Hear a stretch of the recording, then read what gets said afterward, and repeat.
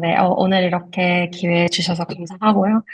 저는 지금 벨기에 소재에 있는 프랑스어권 브뤼셀 자유대학에서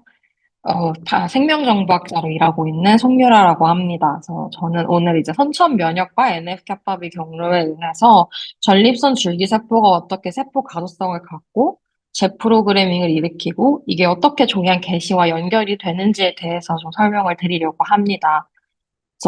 제가 오늘 말씀드리는 이 주제는 사실 최근에 네이처 캔서에 퍼블리시된 논문이고요. 풀 내용이 궁금하신 분들은 이후에 이 논문을 한번 찾아봐 주시면 좋을 것 같습니다. 일단은 배경 설명을 좀 먼저 드리면,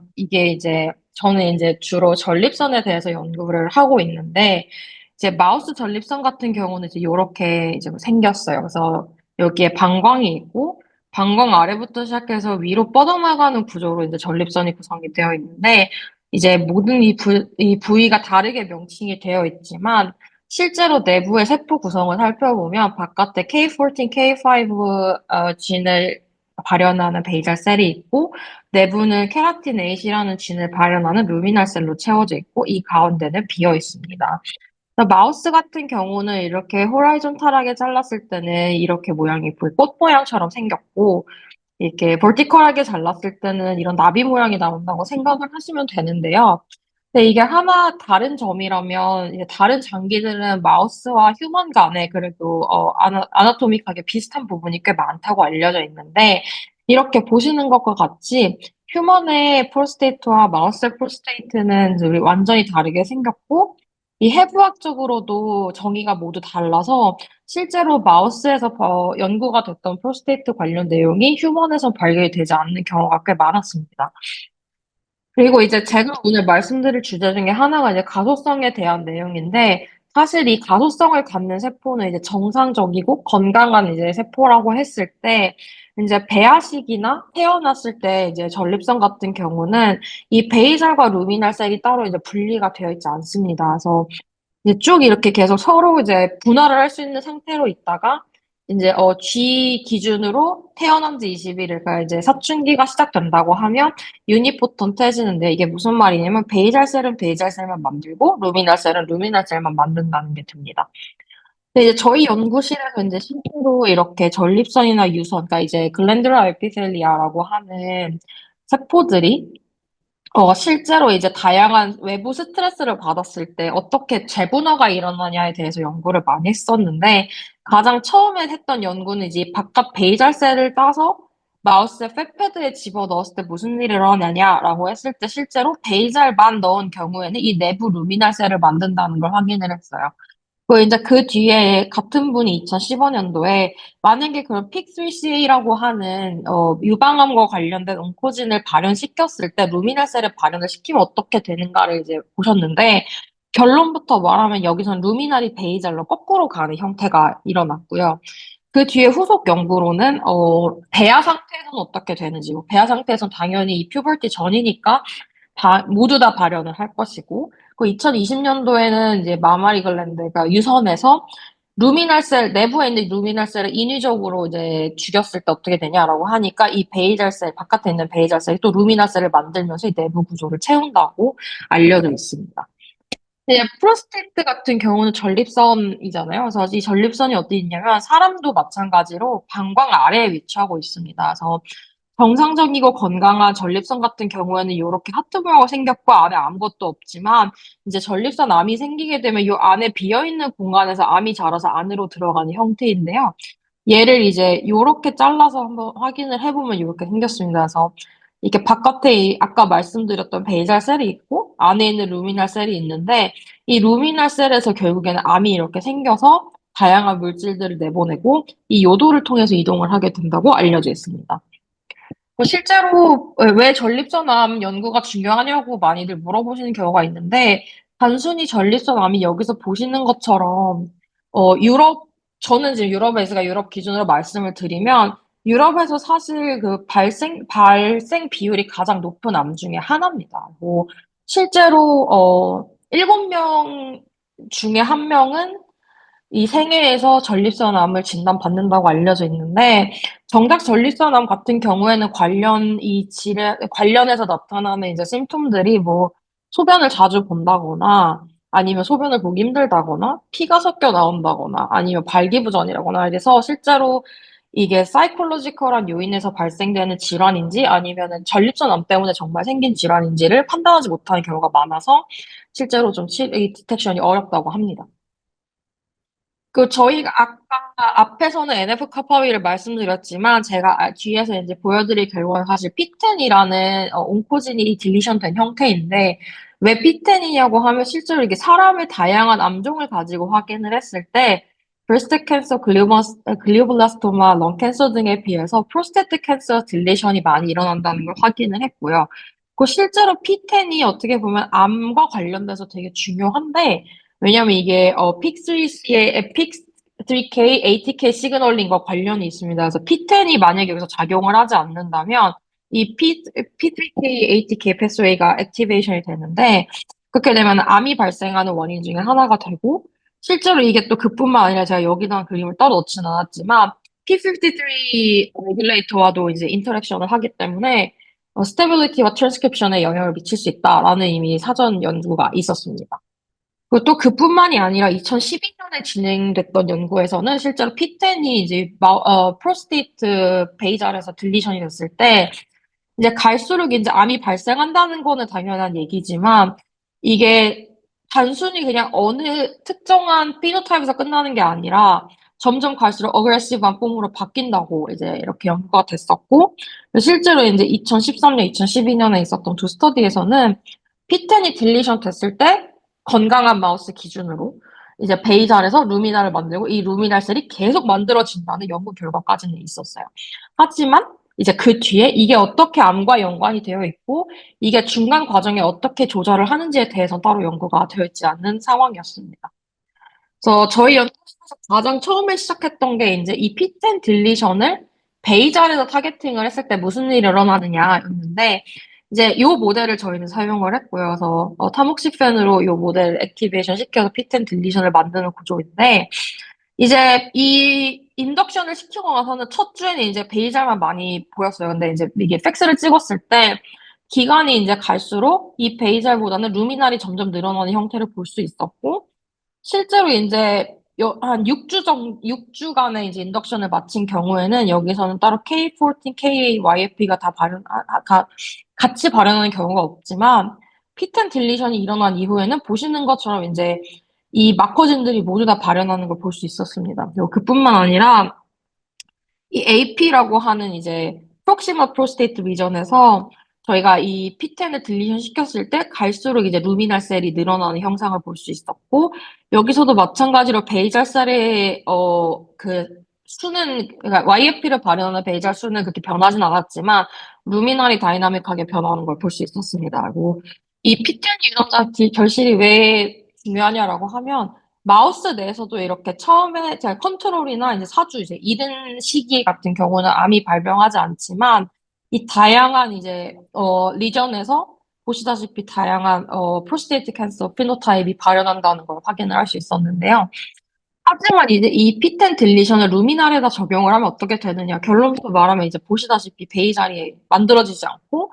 그리고 마찬가지로 YFP를 발현하는 루미날만 계속 이제 높은 비율로 지속될 뿐 베이잘 만들어지지 않았다는 걸 저희가 확인을 했습니다. 그래서 이게 사실 가장 프리리미너리 데이터였는데 이 프리리미너리 데이터에서 그러면 베이잘을 타겟을 하면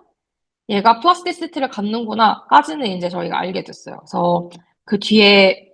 이제 그러면서 나왔던 얘기가 연구실에서 하고 있는 다양한 온코진을 섞었을 때 어떻게 되냐가 이제 다음 질문이었는데 사실 픽3C나 P53 같은 경우는 피탄과 같이 뮤테이션이 일어났을 때 이 플라스티시티를 더 푸시를 한다고는 휴먼에서는 알려져 있었지만 마우스에서는 전혀 알려져 있지는 않았어요. 그래서 요거를 이제 또 같은 모델에다가 픽3C의 뮤테이션이나 P53 뮤테이션을 같이 넣었을 때 이제 보시다시피 P10만 있었을 때보단 P10픽이나 P10 P53가 같이 발현할 때 확실히 더 그 플라스티시티가 더 증가한다는 걸 알 수 있었고 마찬가지로 이제 스테이닝을 했을 때도 같은 결과를 볼 수 있었습니다. 뭐 이제 YFP가 발현하는 경우에는 이제 하이브리드도 이제 두 달 뒤에 피텐픽 같은 경우는 이미 루미날로 넘어간 경우가 대다수였습니다. 이제 아까 앞에서 말씀드렸듯이 이 피텐 딜리션이 PI3K 8KT 엠토르 패스웨이를 이제 액티베이션 시킨다고 했는데 그러면 이게 과연 엠토르에서 그러니까 가장 그 엑시스의 마지막에 있는 엠토르를 이니비션 했을 때 이 플라스티시티를 막을 수 있는 걸까? 라는 질문이 다음에 이제 나왔었는데 그래서 저희가 이 엠토르 이니비션을 할 수 있는 라파마이신이라는 모델을 이제 마우스에 투여를 했어요. 네, 그랬을 때 6주간 인덕션을 한 이제 마우스에다가 나파마이신을 투여한 경우에는 컨트롤과 비교했을 때 이 플라스티시티가 거의 일어나지 않는다는 것을 확인을 할 수 있었고, 실제로 쿼티피케이션을 했을 때도 컨트롤에 비해서 이 플라스티시티로 인해서 만들어진 루미나를 현저하게 감소한다는 것을 볼 수 있었습니다. 마찬가지로 픽셀C까지 같이 뮤테이션 된 데서도 같은 상황을 확인할 수 있었고, 단순히 이 정도가 아니라 히스토로지컬하게 확인했을 때 엠토 이니비션을 진행한 경우 더 이상 암도 발생하지 않고 이게 노멀 티슈로 그대로 남아 있었다라고 이제 카운팅이 됐습니다. 이제 그러면 이제 다음 질문은 이게 베이잘에서 루미날로 가는 건 알겠는데 그러면 이제 이 중간에서 무슨 일이 일어나고 이 베이잘 리프로그래밍이 실제로 어떤 패스웨이를 액티베이션을 해서 이렇게 루미날로 가느냐를 이제 당연히 확인을 해야 하니까 저희가 그 다음에 진행한 거는 이제 싱글셀 RNA-seq을 진행을 했는데요. 이제 마커들은 이미 이전에 퍼블리시된 세 개의 스터디에서 이 마우스 프로스테이트들을 어떻게 구분을 해서 아노테이션을 해야 하느냐에 대한 미친 리스트는 다 나와 있어서 그거를 베이스로 해서 이제 진행을 했습니다. 그래서 K14 같은 경우는 여기서 보시다시피 프록시말에 이제 주로 발현을 하는데 저희 같은 경우는 P10을 6주가 인덕션을 하면 이 하이브리드라고 해서 중간에 또 KRA, K4 유전자를 발현하는 경우가 이제 있었고 그리고 NKX 3.1은 사실 이제 마우스로 따지면 디스탈, 그러니까 AD, 라테랄 이 부분을 이제 마크를 하는데 이게 저희가 인덕션을 하고 나서 보니까 NKX 3.1을 발현하는 이제 파퓰레이션이 많이 줄어들고 오히려 이 프록시말이 많이 생겼다. 그런 게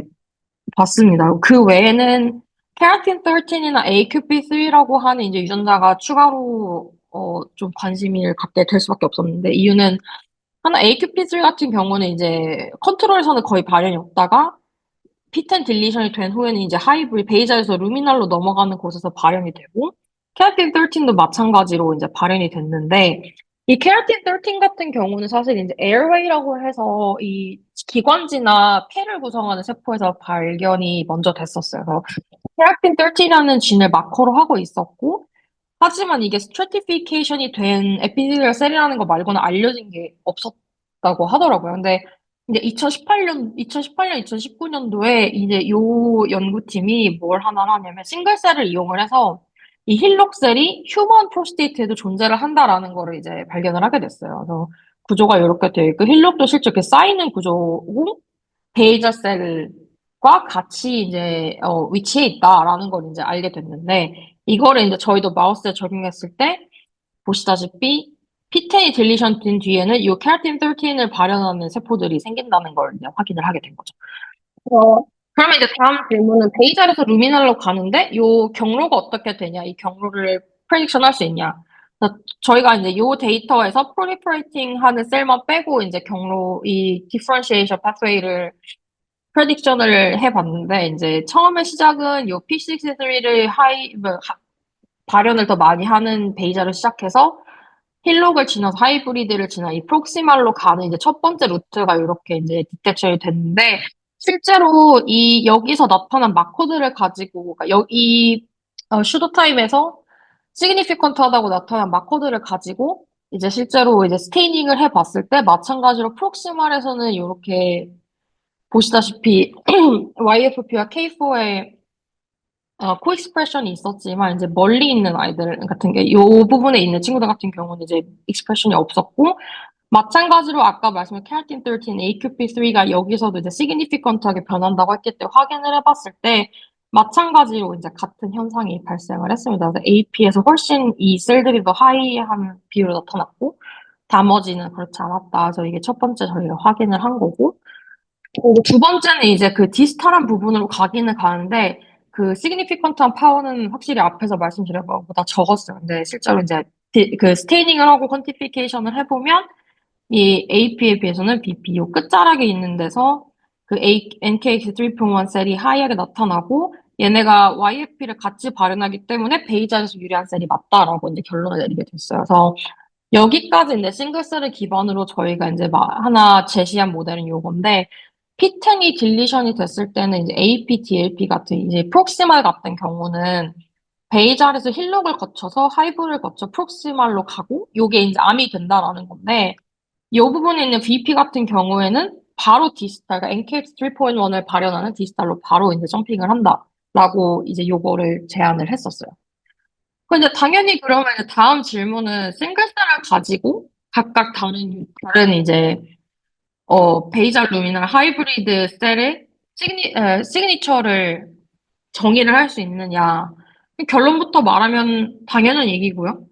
그 단순히 뭐 케라틴 4, WFDC2, 피스카 같이 알려져 있는 마커들이 베이잘에 비해서 하이브리드에서 더 발현한다는 거는 당연한 얘기죠. 왜냐면 루미널로 가고 있으니까. 근데 그 외에도 AQP3, 뭐 케라틴 6, LY60가 이미 이 글랜듈라 에피텔리아 바이올로지에서는 얘가 플라스티시티에 연관이 있다고 알려진 유전자들이 나오기도 하고 뭐 CD20, 앱캠 같은 루미널 마커들도 다시 나오기 시작을 했습니다. 근데 이 같은 하이브리드를 프록시말과 비교했을 때는 다시 또 이런 유전자들이 나오더라고요. 그래서 AQP3, LY60, 케라틴 6 같은 경우는 정말 하이브리드에 한정해서 발현을 하는구나를 알 수 있었고 또 다양한 케라틴진이나 콜라겐 같이 베이잘에서 발현하는 유전자도 프록시말보다 높다고 나타나서 요 이제 파퓰레이션 같은 경우는 베이잘과 루미날 사이에 있는 게 맞다라고 이제 판단을 하게 됐고 그리고 이제 아까 말씀드린 디지털 NKX3.1을 발현하는 경우에는 하이브리드와 비교를 했을 때 저희가 이제 하이라이트한 것은 C1RB와 RN1인데 이것들도 이제 프로스테이트 캔서에서 정상 세포보다 더 과발현을 한다고 알려져 있는 유전자라서 그러면 얘네도 암과는 연관이 있을 것이다라고 이제 저희가 판단을 하게 됐어요. 그래서 요거 같은 경우는 시닉이라고 해서 싱글셀 RNA-seq을 가지고 트랜스크립션 팩터랑 타겟진을 이제 프레딕션 하는 툴인데 여기서 저희가 처음에 본 게 엘프3와 크랩5 같은 경우는 이 프록시말 셀에서 이미 액티베이션 되어 있는 상태고 GRHL3 같은 경우는 이 두 개와는 다르게 하이브리드에서 더 이제 액티베이션을 갖는다는 걸 확인을 했어요. 근데 그 외에도 가장 메이저하게 나왔던 거는 인플라메이션, 인네이트 이뮤니티 관련된 이제 팩터들이 이렇게 보시다시피 다양하게 이제 프리딕션이 됐는데 뭐 단순히 인터페론뿐만이 아니라 이 잭스탯 아니면 NF-kappaB 좀 다양하게 좀 이뮤니티에서 알려진 다양한 트랜스퍼 팩터들이 이렇게 나왔고 그래서 저희가 이제 RNA-seq을 이제 진행을 해서 실제로 이 유전자들이 제대로 이게 발현을 하는지 그리고 만약에 베이잘에서 더 발현하는지 루민을 발현하는지 확인을 했을 때 보시다시피 P10 딜리션이 있는 경우에서 이 인플라메이션이 더 하이하게 나타났지만 베이잘에 비해서도 이미 루미날에서 상당히 이 활성을 갖는다는 걸 알 수 있었고 그 외에도 이제 셀 프롤리퍼레이션이 매우 강하게 나타난다는 것도 알 수 있었고요. 그래서 P10 딜리션을 일으킨 베이잘에서 어떤 이제 진온톨로지 텀들이 유효하냐를 확인했을 때 보시다시피 이제 뭐 엑스트라셀룰 매트릭스는 당연한 얘기죠 베이자니까. 근데 그 외에도 뭐 뉴트로픽, 키모탁시스, 인플라마토리 레스폰스, 이네이트 이뮤니티 같이 이제 이뮨과 정말 연관된 것들이 P10이 발현이 되면 시작이 된다라는 걸 이제 여기서 결론 내릴 수 있었습니다. 그래서 그럼 이제 다음 질문은 이 유전자들이 어떻게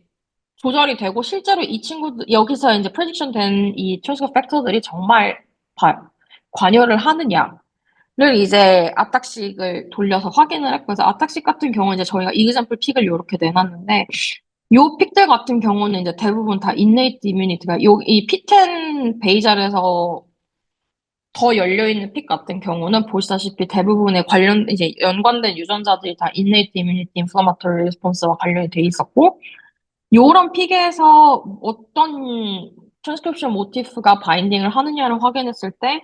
뭐 스트레스를 받았을 때 나타나는 이제 AP1 패밀리가 있었고, P63는 베이자리니까 당연한 얘기고,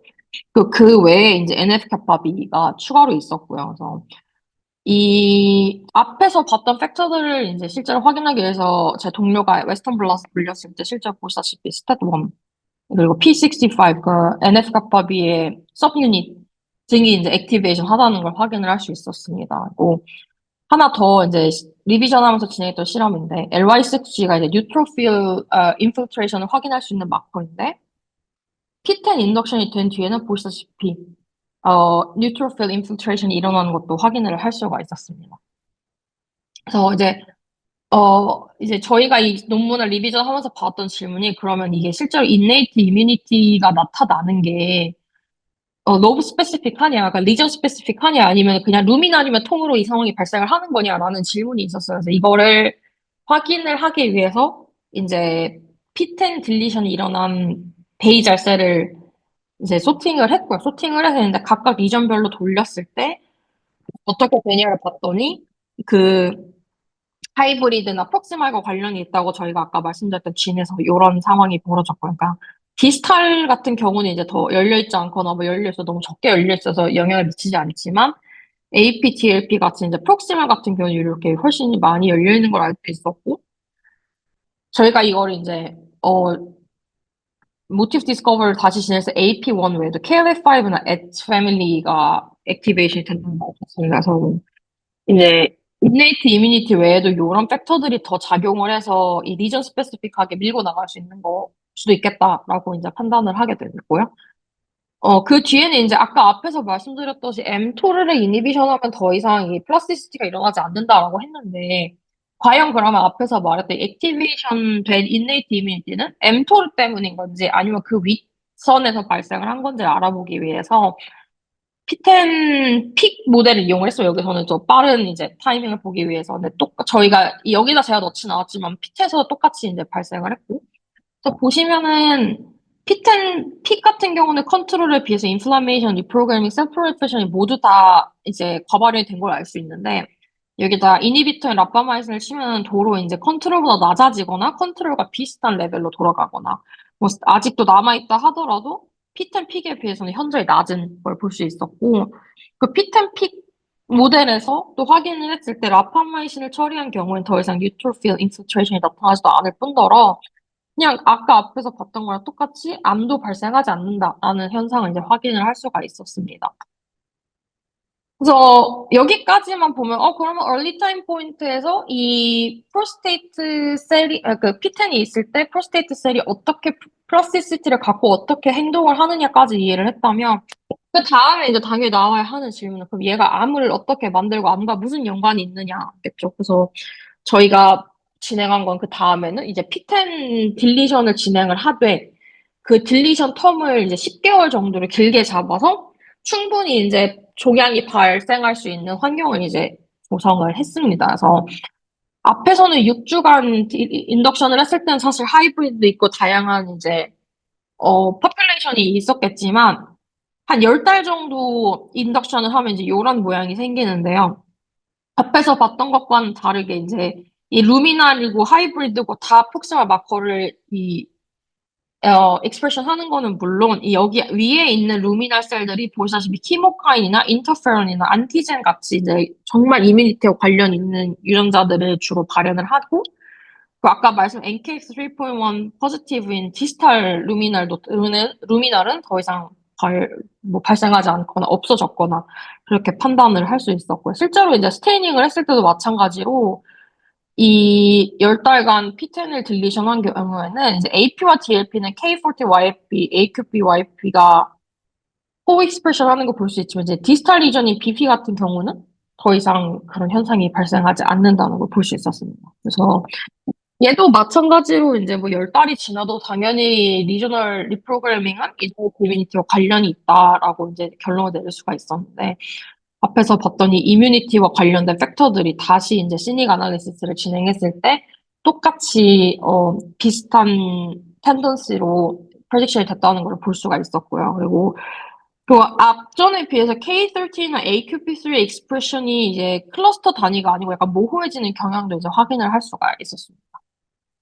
그래서 여기서 이제 내린 결론은 10달 뒤에도 실제로 이 루미날에서 암으로 발생하면서 이 innate immunity activation이 중요하고 그리고 아까 6주간 이제 발현한 거에 비해서는 확실히 다른 양상을 보인다라고 이제 결론 내렸어요. 근데 여기서 끝난 게 아니라 당연히 이제 암을 봤으면 휴먼 프로스테이트 캔서에서도 저희가 이제 그동안 이제 진행한 연구가 연관이 있냐를 확인해야 하기 때문에 이 프로스테이트 캔서 싱글셀, 휴먼에서 진행한 싱글셀을 이제 4개를 찾아서 예, 저희 데이터를 밸리데이션 했습니다. 그래서 얘는 이제 ERG 트랜스퍼 팩터 포지티브, 네거티브 투머를 이제 갖고 있었고, 요 두 번째는 프로스테이트 캔서셀 아틀라스라고 해서 한 14명 정도의 환자를 모아서 이렇게 KLK 유전자로 세포를 나눠놨고, 얘 같은 경우는 크리브리폼이라고 해서 이제 다른 피노타입을 본 거고요. 나머지는 이제 인베이시브 한 프로스테이트 캔서를 따서 이제 봤는데 저희가 이제 어떻게 했냐면 이 P10 6주짜리 데이터에서 이제 하이브리드, 프록시말, 힐록셀에서 발현하는 마커들을 이제 모았어요. 마커를 모아서 이제 이 마커들이 15개를 탄 마커를 뽑아서 이제 어떻게 엔리치먼트가 되냐를 봤는데, 이제 뭐 데이터의 타입이나 프로스테이트 캔서 피노타입과 상관없이 저희가 이제 피튼 딜리션 이후에 이 리프로그래밍과 관련됐다고 했던 마커들은 모두 이 중간에 있는 클럽셀이나 힐로클럽, 그리고 여기서도 힐로클럽, 이렇게 인터미디어트한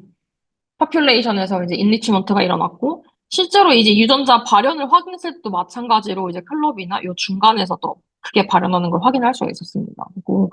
그 외에도 뭐 스탯 1, 아까 시닉에서 프레딕션 됐던 트레이서 팩터나 AQP3, PIGR과 같이 이제 여기서 이 분석을 하기 위해 사용했던 마커들을 휴먼 샘플에서 이제 스테이닝을 했을 때, 요 GG가 이제 글리즌 글레이드라고 해서 프로스테이트가 얼마나 이제 어그레시브하고 진행이 얼마나 됐는지 이제 판단하는 지표인데, 보시다시피 뭐 PIGR이나 AQP3나 뉴클리어 스텝1 스테이닝이나 다 봤을 때, 이제 이 글리즌 글레이드가 더 높아질수록, 그러니까 프로스테이트 캔서가 더 이제 진행이 될수록 이 유전자들의 발현이 더 크게 나타난다는 걸 알 수 있었고, 특히나 PIGR 같은 경우는 그래주얼하게 나타나는 모습을 볼 수가 있었습니다. 근데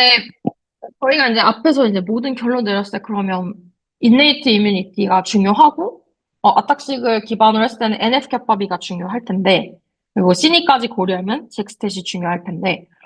이게 실제로 정말 피텐 딜리션으로 인해서 생긴 플라스티시티와 연관이 있는 건지 아니면 그냥 중간에 있는 그 엑시스의 중간에서 얻어 걸린 건지 이제 정확히 확인을 해야 하니까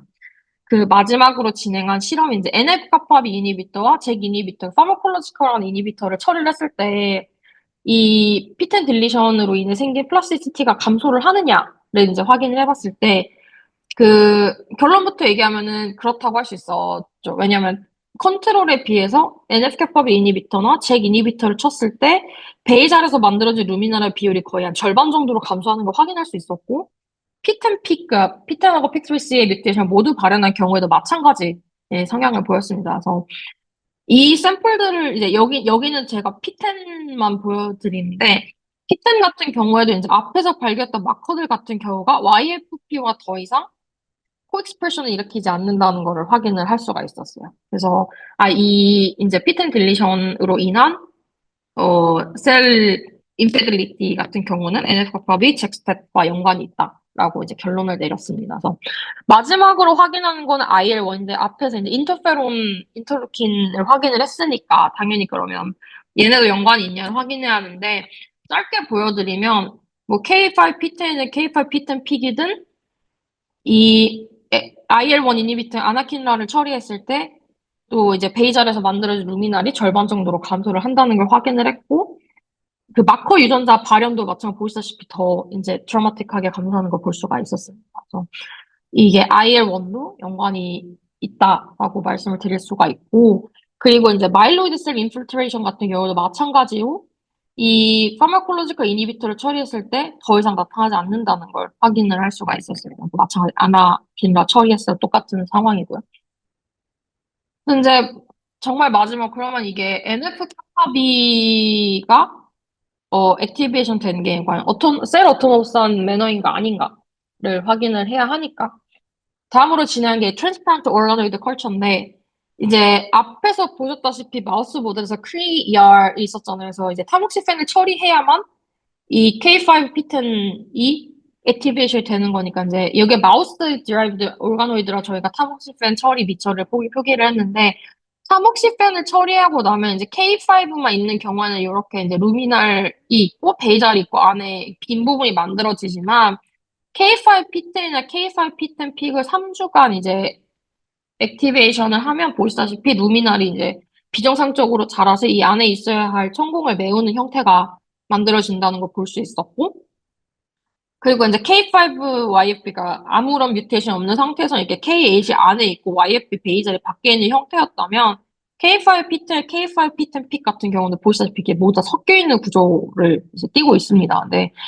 요 상황에서 저희가 이제 파마콜로지컬 이니비터를 쳤을 때는 컨트롤과 같은 상태로 다시 돌아오는 걸 확인할 수가 있었어요. 그러니까 결국에는 이게 진짜 그러니까 피텐 딜리션이 일으키는 이 플라스티시티는 인네이트 이뮤니티를 조절함으로써 다시 원상으로 돌려놓을 수도 있겠다까지는 생각을 했지만 저희가 그 뒤는 따로 아직 연구를 하진 않은 상태입니다. 그래서 뭐 그뿐만이 아니라 이제 앞에서 봤던 NF-kappa비를 딜리션하는 형태의 마우스 모델로도 실험을 했을 때 똑같은 이제 결과를 나타냈고요. 이제 더 이상 뭐 플라스티시티가 없는 것도 확인했고 여기서도 오가노이드 형태가 안에 그 베이잘 루미날 있고 안에 비어있는 형태인 건강한 상태를 그대로 이제 보여주는 거를 나타내는 그런 결과를 나타냈습니다. 그래서 이제 이게 제가 앞에서 설명드린 내용을 총 정리를 하면 이렇게 모델을 만들 수가 있는데